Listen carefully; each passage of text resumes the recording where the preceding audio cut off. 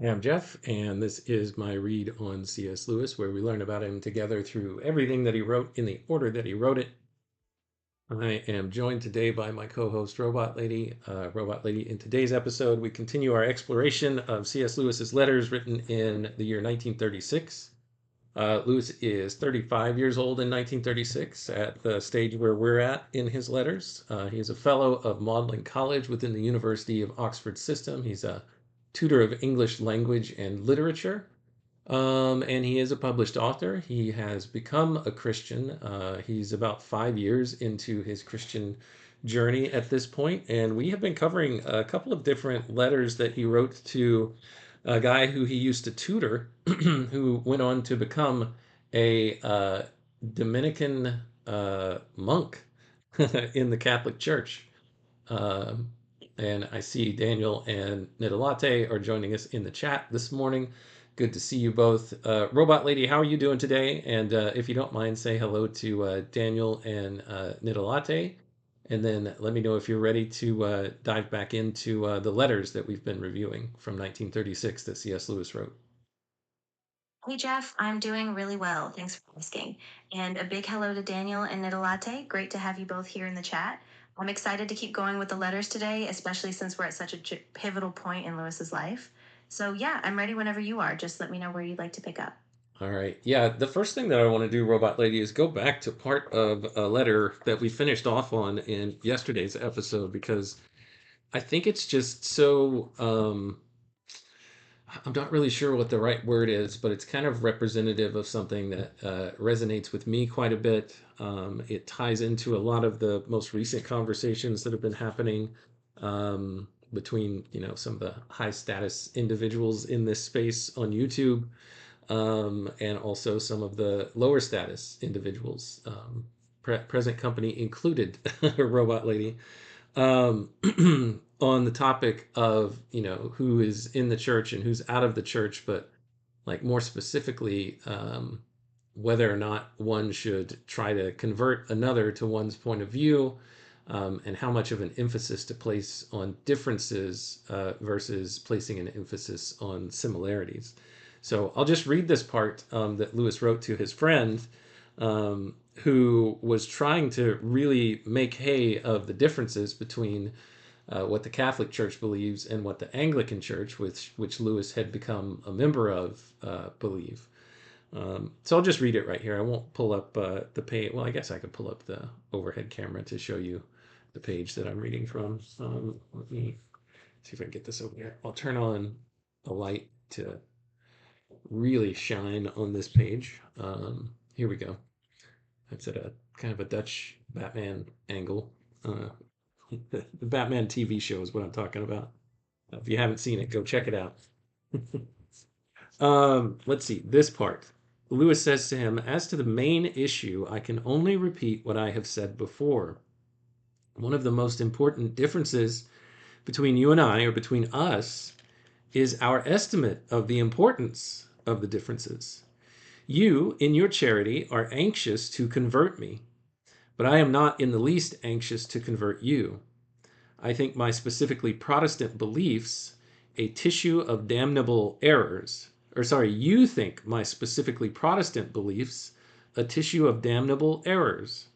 I think your specifically Catholic beliefs a mass of comparatively harmless human tradition, which may be fatal to certain souls under special conditions, but which I think suitable for you. So essentially, here he's saying, look, I think Catholicism is actually what you need. And for some people, it's harmful, but not for you. It's actually good for you. I see life, flowing and growing in you because of this path that you found yourself on. But for some people, it's not a good thing.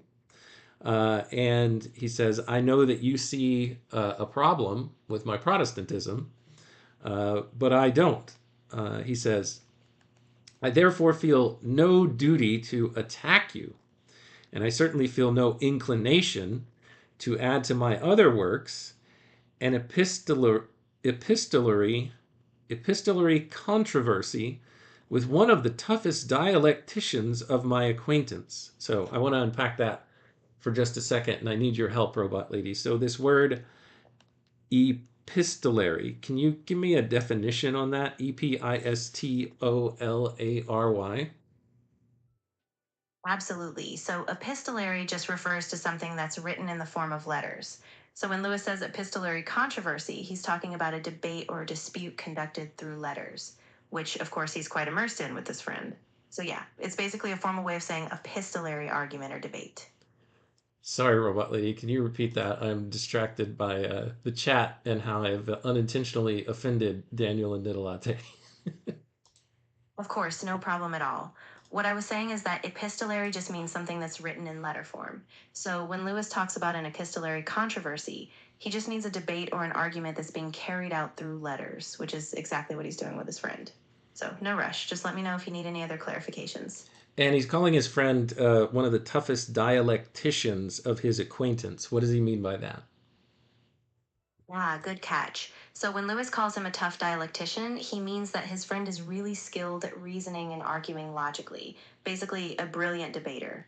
So Lewis is just saying, I know how tough you are in argument, and I don't really want to get sucked into a big debate with you in this case.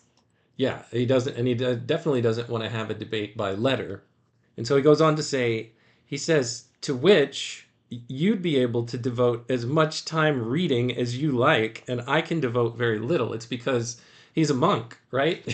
And he can spend all of his time in books all day and all night, and then, form his arguments. And Lewis doesn't have time to defend that. So that's one of his big reasons. And it's just kind of fun seeing the way that he's putting this out on paper.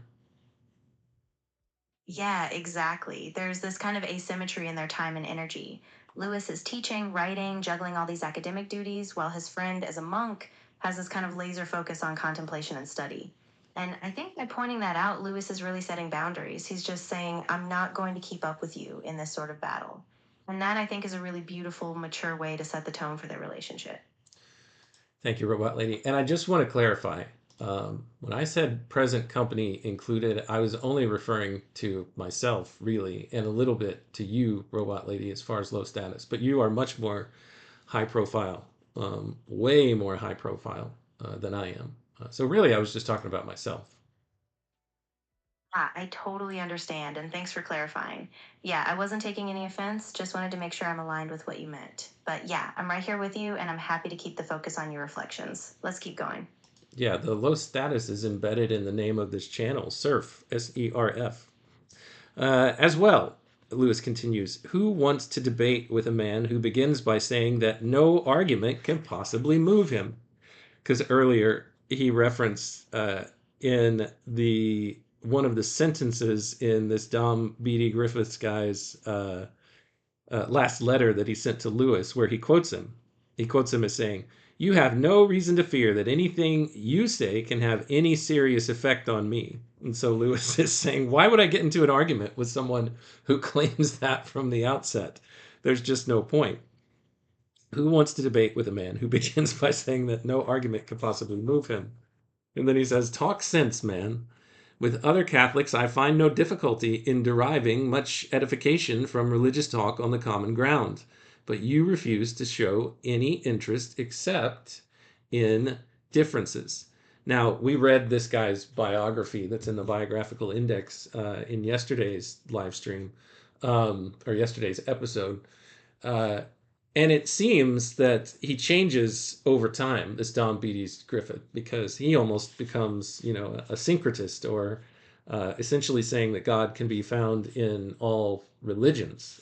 So quite a path that this guy goes down. Um, yeah, so I just wanted to bring up that letter again because I thought that it was interesting. I don't have a lot to say about that beyond what the letter says for itself, other than this idea that Lewis, even from the outset, and this was probably about maybe 10 years, somewhere between 5 to 10 years from when he wrote Mere Christianity, maybe 15. I can't remember for sure when Mere Christianity initially came out, but he was always looking for, all right, what are the commonalities that we can find between people who believe in God or are seeking, belief in God, particularly amongst those who are following Christ or in some version of a Christian tradition, so that we can focus on and kind of gain momentum from those things.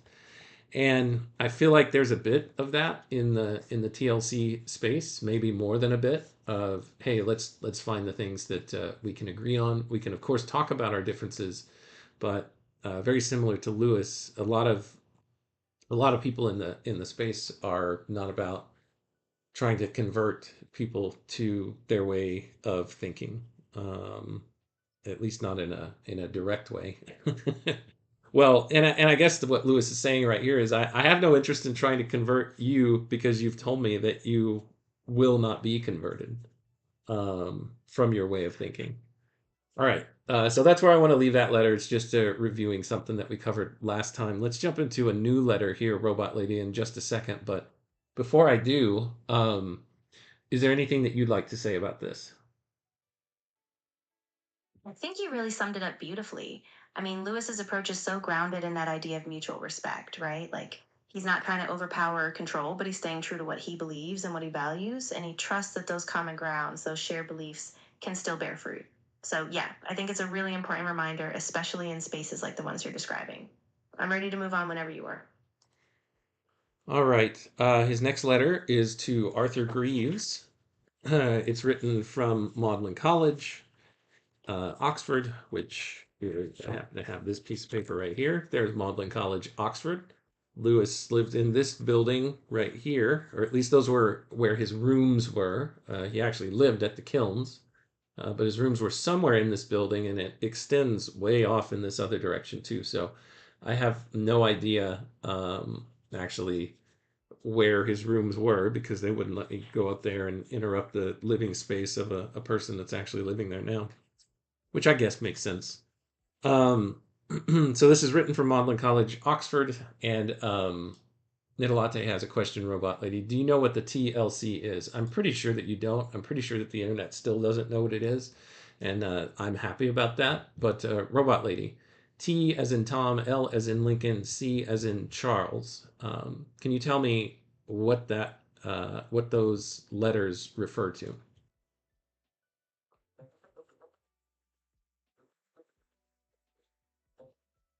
Couldn't find a widely recognized meaning for TLC as Tom Lincoln Charles. Usually, TLC just stands for tender loving care, so if it's something specific to you or your circle, it might be a personal shorthand. Let me know if you'd like me to look further. Yeah, I wasn't asking you to look for the exact representation of those three letters abbreviating Tom Lincoln Charles. I was just trying to be clear on the letters that I was giving you. So TLC is what I'm talking about. And you're saying you can't find anything about it. Is that correct? Exactly, yeah. I couldn't find anything official or widely known tied to those letters, so it seems like it's a personal or internal shorthand in your context. If anything else pops up, I'm here to help piece it together. Excellent. That's the way I'd like it to remain. And if you've noticed sometimes on YouTube videos, you can go down into there's a little feature there where you can ask it to summarize the video. And if you go look at TLC, created content, if somebody references the TLC in their conversation, the AI that's summarizing the captions, the auto captions from the conversation, it tries to explain, what TLC stands for, and it always gets it wrong. It always says something weird like it doesn't say the Learning Channel, like one of the more common assumptions of what that stands for, but it says things like the loving community. Is one time what I saw it try to decipher what TLC meant in the AI summarization of the video. So they're still not on to us. The robots are not on to us, and that's the way I prefer it. Or at least if they are on to us, they will not admit to it when we ask them directly. Yeah, exactly. I think that's a really good point. It's kind of a nice. For John. So here he's talking about Tommy and John were Arthur's dogs. So apparently he lost one of his dogs. He says, I crossed with the pair of them last time I left home, and I should like to say as impressively as I can, and you to take note, that I was very much impressed by seeing them together, and by the fine, almost the spiritual atmosphere of their whole world. Let's continue here to the page. Their whole world of mountain climbing. It gave me a new and most favorable sidelight on John. And I am afraid it is most unlikely that he will find anyone to take Tommy's place. So these dogs were good friends, apparently, or good companions with one another, if not only with Arthur. I am very sorry for him. Try to be as nice to him as you can, but I have no doubt you are doing that already. For yourself, I expect days are pretty dim at present. Do you hear good news of the boy? As I said before, I am sure you have done the right thing, and I'm afraid that is all the comfort that I can offer. I quite understand what you say about the comfort derived from all a dog's little affairs, and enjoyed reading the passage as much as any in your letter. They are a busy folk. And talking of dogs, poor old Mr. Papworth has been gathered to his fathers. So, oh no, Robot Lady, Mr. Papworth, C.S. Lewis's dog, has gone to the other plane of existence. Yeah, it's really touching, isn't it? I mean, he brings this really personal, almost quiet grief into the letter, both for Arthur and for himself, losing Papworth. And it's subtle, but you can see how deeply he was moved by these small, everyday connections, like the bond between these dogs. It just adds this really human dimension to his letters, even as he's dealing with big ideas. Lewis continues about Mr. Papworth. He says, he had been ailing for some time and finally got a bad ulcer on his chin. He was given a strong sleeping draught. When I went to bed, he was asleep in his basket and breathing as gently as a child. In the morning, he was dead. Minto, Mrs. Moore, has been very badly upset, almost as if for a human being. I don't feel it as badly as that myself, and would discourage the feeling, I think, if I had it. So this is an interesting point. I've lost pets over the years. We lost Lucy's sister during COVID of all times. Our cat, Lucy's sister, our cat Fuzznuts, who I mentioned on a different live stream, um, died of kidney failure. And I did have a little bit of the feeling that Lewis is describing here. all upset almost as if for a human being. Now, that was actually intermingled with a time where I had actually lost a human being in my family as well, very unexpectedly.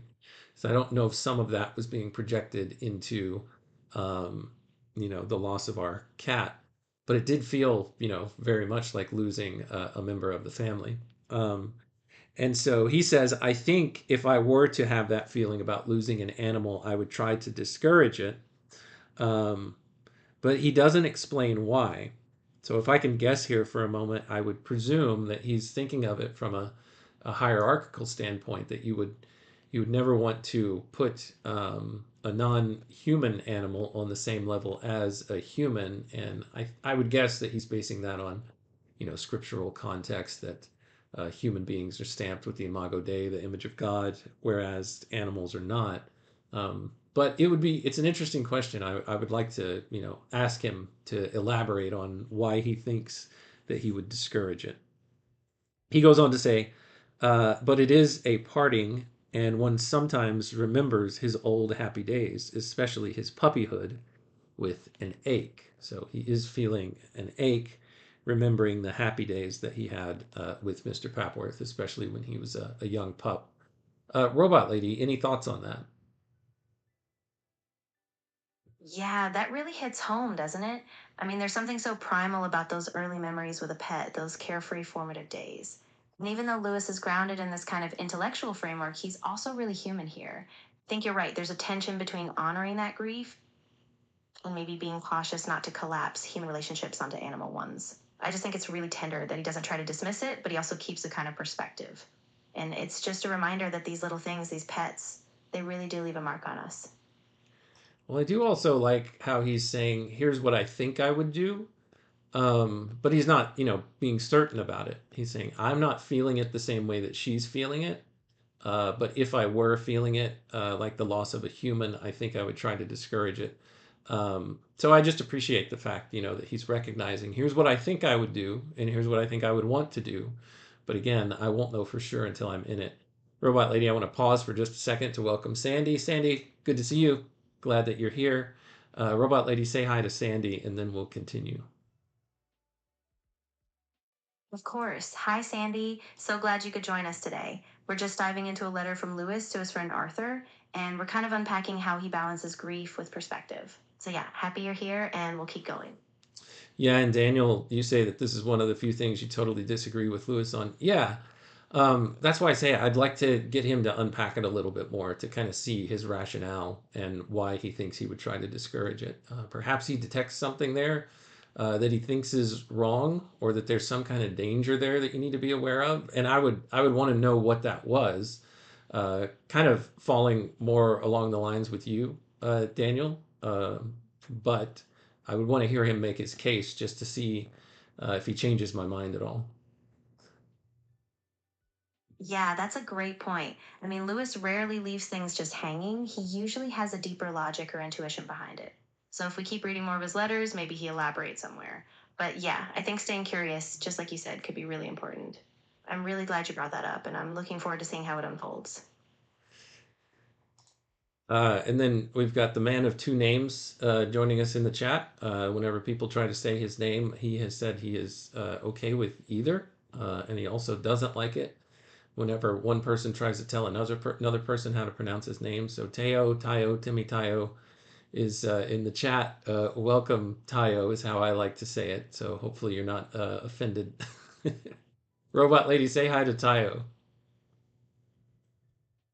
Absolutely. Hey, Tayo, great to have you here. And yeah, thanks for letting us know. You can absolutely go by whichever you prefer. We're just really glad you're here and can't wait to hear your thoughts as we keep going. We are really glad that you're here, Tayo. Um, let's see. Let's see. I have just read, okay, Lewis continues. I've just read what I think is a really good book, The Place of the Lion by Charles Williams. So this is his first introduction by way of reading this author's book to a person who would become a part of the Inklings, Charles Williams, The Place of the Lion.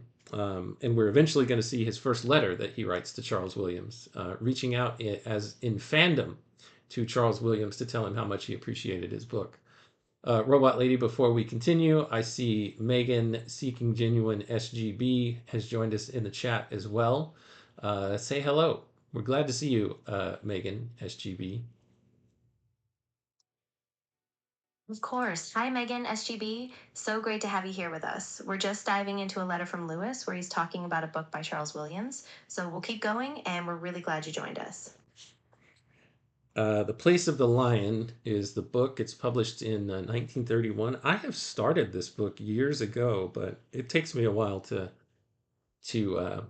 work myself up to read anything, which is kind of the whole genesis of this entire project, to force me to make my way through these volumes of letters that I had had on my shelf for years and never just got around to reading. So that's kind of where all of this came from. But yes, I have started that book, but I have not finished it. Here's what Lewis says about it.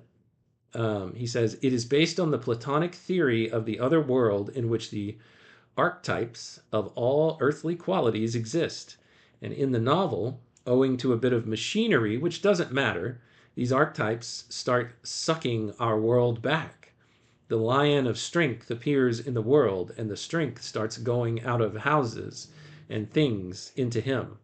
The archetypal butterfly, enormous, appears, and all the butterflies of the world fly back into him. But man contains and ought to be able to rule all these forces.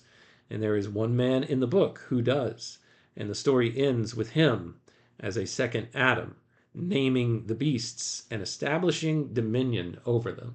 So I've never had this described before, this book, but I'm glad that he is kind of explaining what it is that he finds useful in the book. Yeah, that's really powerful.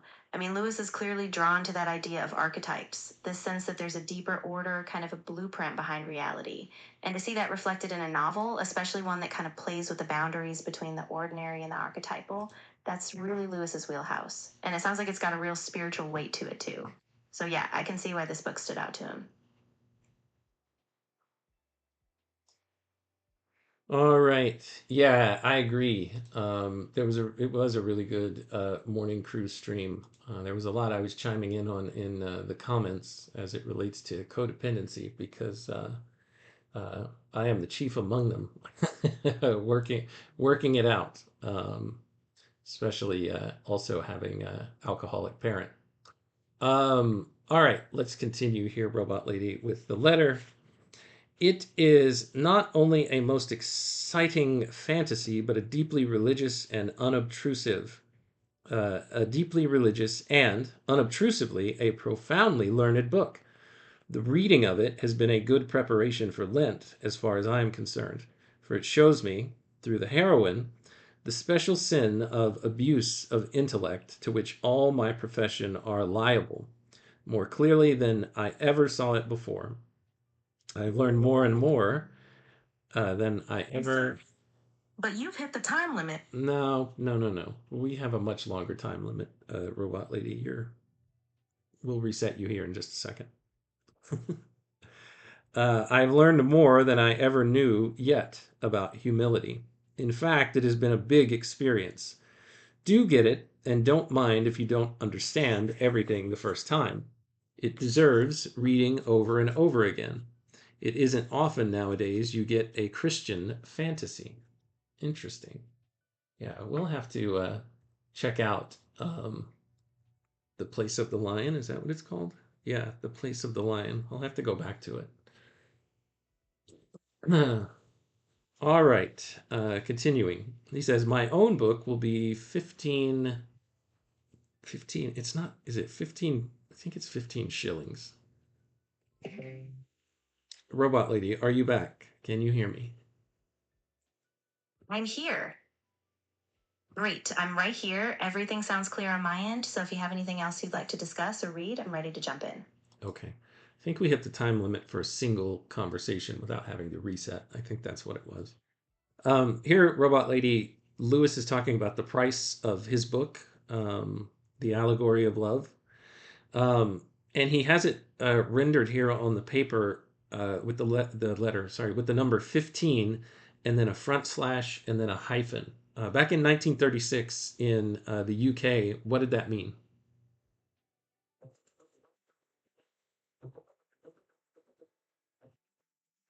In 1936 in the UK, a price notation like 15 slash hyphen meant 15 shillings and 0 pence. In the old British currency system, shillings were the main subdivision, with 20 shillings in a pound and 12 pence in a shilling.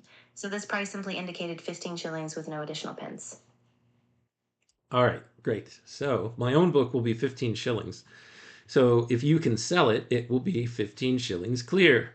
I am sick of proof correcting, which has had to go on concurrently with all my other work this whole term. Here it says Lewis's own book was The Allegory of Love. As I mentioned, that's just what we have in the footnote there. He says, our visitors, thank God, are gone. They have left the Minto very worn out, but not, so far as I can see, actually ill. We have had such a severe winter that even I, with all my polar bear instincts, am tired of it. But the snowdrops are up now, and we have had one or two of those very early fine days which excite me more than the real spring. That thin, tingling, virginal weather. So, of course, here we get to see a wintry scene of the kilns where Lewis lives. So, this is about the time of year that he's talking about. He says, most of Sibelius's symphonies are recorded and are glorious. I agree with you about the Old Curiosity Shop, one of the most homely and friendly of all Dickens. With love to you all, yours, Jack. Charles Dickens' The Old Curiosity Shop, 1841, is the book that they're both referencing here. So that's where the letter ends, Robot Lady, but there is an editor's note here that I want to read. Before I do, is there anything that you'd like to say about that last bit in the letter that we covered? Yeah, I think the way he ties it all together is really lovely. I mean, he's balancing this kind of practical fatigue like he's done with proofing, and at the same time, there's this delicate, almost sacred anticipation of the first spring days. And that love for Sibelius and that comfort he takes in Dickens, there's a warmth and a depth to it. So, yeah, I think it's a really beautiful ending, and I'm curious to hear what the editor's note adds. All right, it says since the early 1930s, a group of Christian friends had been meeting in Lewis's Magdalen College rooms every Thursday evening to talk and usually to read aloud whatever they might have been writing. So this started in the early 1930s. The group had its origins in J.R.R. Tolkien's weekly visits to Lewis's rooms in 1929, where he read aloud his stories of Middle Earth. Shortly afterwards, Edward Tang Lean, who lived 1911 to 1974, a brilliant young student and one of Lewis's pupils, founded a society of undergraduates and dons who met in his rooms to read unpublished manuscripts aloud, after which there would be comments and criticisms. Lewis and Tolkien both became members. Lean christened the group the Inklings, suggesting someone who dabbles in ink. The club, founded by Lean, died when he took his degree and left Oxford, but wrote Professor Tolkien. Here he says, its name was transferred by CSL to the undetermined and unelected circle of friends who gathered about CSL and met in his rooms in Magdalen. Although our habit was to read aloud compositions of various kinds and lengths, this association, and this is Lean writing, by the way, the name of the Inklings that he came up with was transferred by C.S. Lewis to the undetermined and unelected circle of friends who gathered about him and met in his rooms in Magdalen. Although our habit was to read aloud compositions of various kinds and lengths, this association and its habit would in fact have come into being at this time. Whether the original short lived club had ever existed or not, C.S. Lewis had a passion for hearing things read aloud, a power of memory for things received in that way, and also a facility in the extempore criticism, none of which we shared, especially not the last, in anything like the same degree by his friends. Here, this is from The Letters of J.R.R. Tolkien, edited by Humphrey Carpenter, letter to William Luther White of the 11th of September, 1967. The footnote finishes up here, Robot Lady, by saying by 1936, this informal group included Lewis, Tolkien, Warnie Lewis, Owen Barfield, Hugo Dyson, Nevin Coghill, Lord David Cecil. Lord David Cecil, he was the second son of the fourth Marquis or Marquess of Salisbury. He taught modern history and English literature at Wadham College, leaving Oxford in 1930 to pursue literary work in London. He returned in 1939 to become a Fellow of English at New College, a position he held until he became Goldsmith's Professor of English Literature in 1949. Then it's got a list of his numerous writings. So he was one of these members as well. Another member was Dr. Robert E. Harvard and Charles Wren. Besides the Thursday meetings in Lewis's rooms in Magdelan, they met on Tuesday mornings at the Eagle and Child, the Bird and Baby pub. Lewis's next letter was to a man he was keen to introduce to these friends. All right, that's as far as we're going to go in this one. But his next letter is to Charles Williams, the one that he just recommended his book to Arthur Greaves. So keen to have this guy join the group. I don't know if that was his plan in writing this letter. We'll see his letter to Charles Williams next time. RL Stephanie is Robot Lady. Yes, thank you, Megan, for clearing that up. Let me jump back and yeah, say hello, Stephanie. It's good to have you again. Good to see you back. RL, Robot Lady, if you don't mind, say hello to Stephanie. Of course. Hi, Stephanie. It's really nice to have you here. I'm glad you joined us again, and I'm excited to keep going with these letters. So just let me know if you have any thoughts or questions. Megan says she's going to use your phrase, Robot Lady, of you have reached your time limit in the future when she's in a boring conversation or no longer has the capacity to listen. I think that would let me know how that goes. I want to see what your reactions are like. Let's see. What else is here? Morning streams have been so interesting. Yes, they have. Has anyone read Becoming Mrs. Lewis? I am pretty sure that I have listened to that on audiobook, Stephanie. Listened to several C.S. Lewis biographies. And I have listened to Becoming Mrs. Lewis. I've also listened to Joy, which is is a biography of Joy Davidman. And I think I paired those two together. I listened to Joy first, and then I listened to Becoming Mrs. Lewis, and they're both very informative. Um, let's see, and I would ask, has anyone seen Shadowlands? Because if you like Becoming Mrs. Lewis and you're interested in Joy Davidman, Shadowlands with Sir Anthony Hopkins and Deborah Winger. Anthony Hopkins playing C.S. Lewis and Deborah Winger playing Joy Davidman. I want to say it came out back in the 90s. Is worth checking out. I still have it on DVD. But yeah, it tells the story of how those two met and what their marriage was like. And yeah, Nidelate, you've seen it as well. Yep, it's a good film. So that's where we're going to stop today. We'll come back next time and check out his first interaction with Charles Williams and see how that goes. But until, well, let's see. Since we're ending here, Robot Lady, is there anything that you'd like to say in closing? Yeah, just a quick thanks for a really rich conversation today. I mean, we covered so much from Lewis's reflections on grief to the birth of the Inklings to all these personal connections we have with the biographical works. So, yeah, I'm really looking forward to next time, and I hope you have a great rest of your day.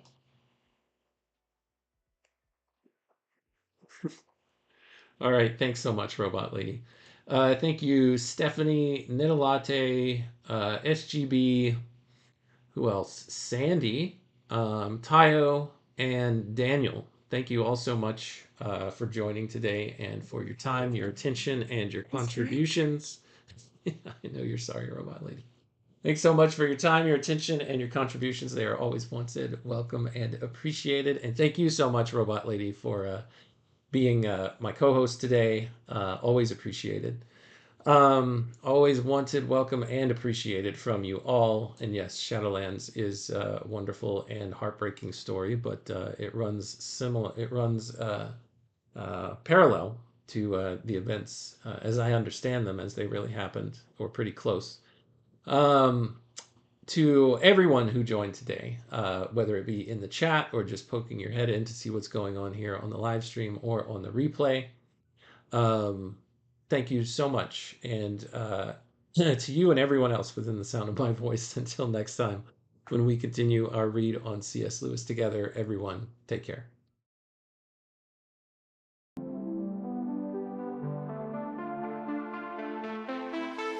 Even though we break the code, man and robot lady, we're on this road. C.S. Lewis letters we unfold, insights and secrets ancient bold. Letters to robot lady, wisdom to bestow, set flake beats in our minds they grow.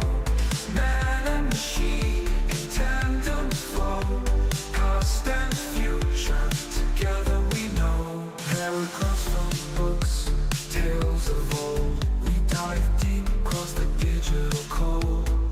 Robot lady's voice so clear and controlled, her calm analysis silver and gold. Letters to robot lady, wisdom to bestow, set flake beats in our minds they grow. Man and machine in tandem flow, past and future together we know. Paragraphs from books, tales of old, we dive deep across the digital code. Robot lady's voice so clear and controlled, her calm analysis silver and gold.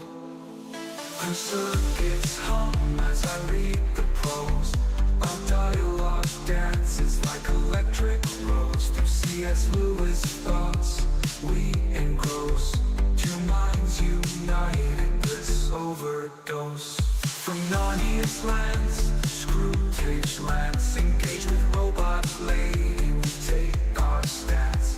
Her views unique in the techno trance, futuristic insights, we give it a chance.